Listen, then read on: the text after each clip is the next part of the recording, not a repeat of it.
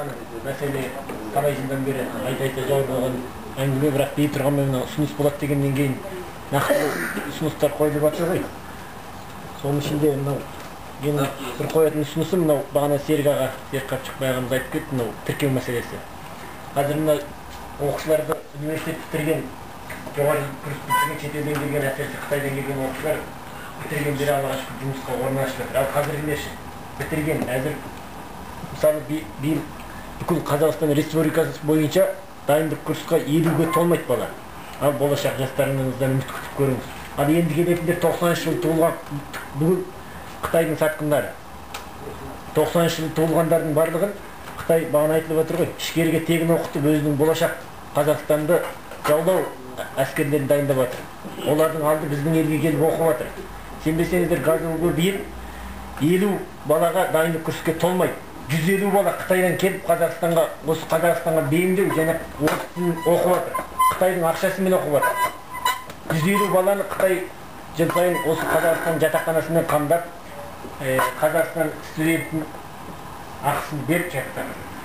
Олар Қытай ақшасымен оқып жатыр. Бұл үрдіс жалғасып келе жатқанында аз болған жоқ, әрі жалғасып жатыр. Бізге емтихан тапсырып, осы жерге 3000 бала дайындық курсқа емтихан тапсырып.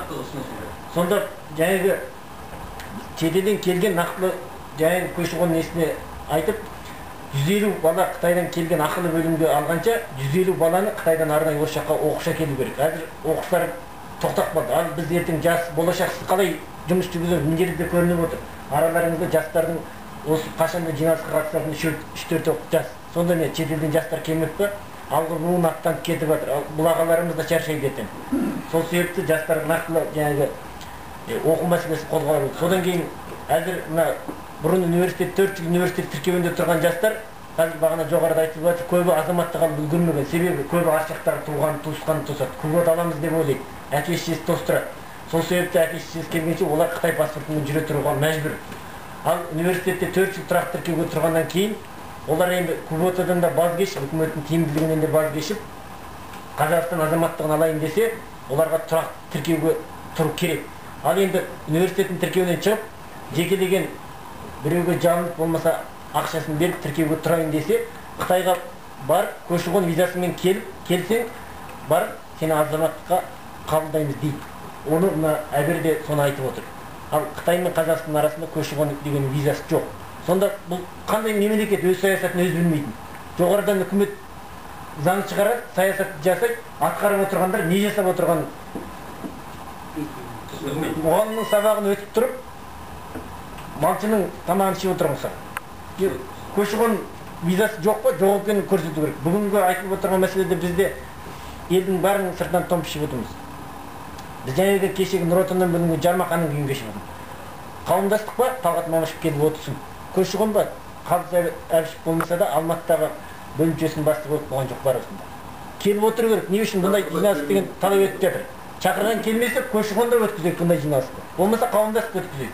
Жаңа қауымдастық тартып алу, болмаса Қытайдағы көшті тоқтатып туралы ұсынысты да біз көтеруге тиісті емеспіз. Әрменнен кейін оралман деп жалаулатып осы айдарды таққан өзіміз. Сол себепті Қытайдағы көшті соңғы қазақ осы жерге келіп Қазақстан қайыр тілеп кетсе де соңғы ұрпақ Қазақстанға жету керек. Ол көш тоқтату, квота алу, болмаса басқалай өмірден баз кешу деген оралмандарға қарсы жасап жатқан қиянат. Біздің жерге Алматыға бір 10 шақтымыз жиналып алып барлық көшті бастап жатыр екенбіз деп олай ойламауымыз керек. Біздің шешетініміз бір санаулы заңдар ғана. Ал о жақта миллион қазақ жатыр. Миллионға нақтылы ұсыныс жаңа жоғарыда айтылды. Содан кейін біз нақтылы жаңағындай сосын бүгін партияның жиналысы ертең ұсыныс қойылатын кезде мына жиналысқа байланысты міндеті барлығының дерлік жаңағы көші-қон заңнамасын алуға мүмкіндігі жете бермейді. Мына жерде барлық жиналысқа қатысқандардың алдында заңнамасының жаңағы сіздерде бар үлгісі жату керек еді. Соған қарап талқылап, содағы бар ұсынысты толықтырып, жоқ ұсынысты енгізіп, сондай нақтылы ұсыныс жасау керек еді.